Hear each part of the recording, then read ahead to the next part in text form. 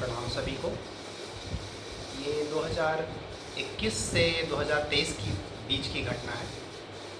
हमारे विठल कॉलेज में BEd college था हमारा, तो उसमें थोड़ी प्रसंग उठी कि एंटी एजिंग और रिवर्स एजिंग से कुछ जुड़ा हुआ चीज़ कि कम उम्र के कैसे दिखें।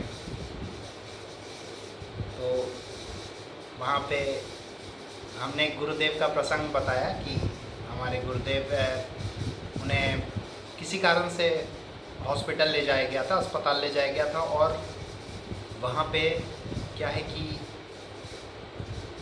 जब उनके ब्लड सेल्स का चिकित्सक जो थे उन्होंने चेकअप किया तो पता चला कि ये 16 साल का उम्र का है। ये जो उनके जो सेल्स हैं, ब्लड सेल्स हैं, वो 16 साल की उम्र के थे। तो पहले तो चिकित्सक को विश्वास नहीं हुआ कि 50-60 साल का कोई व्यक्ति है, वो अगर उसका ब्लड सेल 16 साल का कैसे हो सकता है, ये संभव कैसे है। तो दरअसल वो रिवर्स एजिंग भी नहीं था, वो एंटी एजिंग था। एंटी एजिंग नहीं थी, वो रिवर्स एजिंग थी। मतलब कि सिर्फ उम्र रुकी नहीं है, वो पीछे की ओर जा रही है। तो ऐसा ही था कुछ।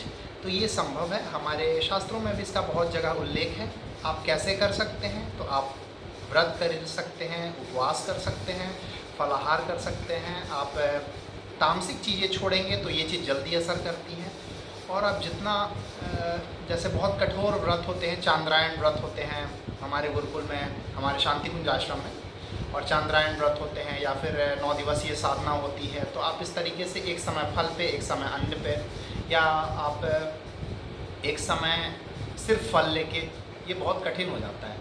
नहीं तो आप सिर्फ जो एकादशी का व्रत करते हैं वो भी आप करते रहिए। तो इस तरीके से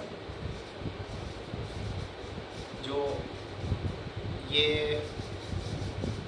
एंटी एजिंग या रिवर्स एजिंग का कॉन्सेप्ट है, ये ऐसे ही काम करता है।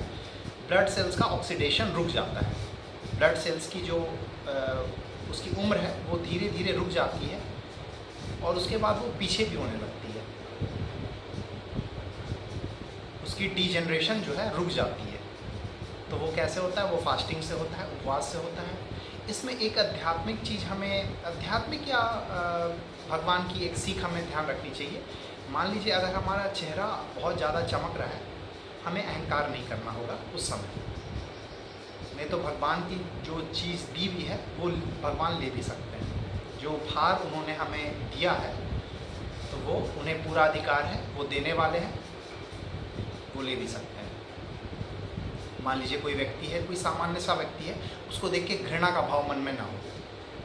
कोई भी व्यक्ति है मतलब ऐसे उसके बदन पे कपड़े कम हैं, या फिर कुछ उस तरह की बातें हैं, तो उनको देख के हमें घृणा का भाव ना हो, उनको देख के हमें दूरी का भाव ना हो, क्योंकि उसमें भी उस व्यक्ति में भी आत्मा के रूप में भगवान है।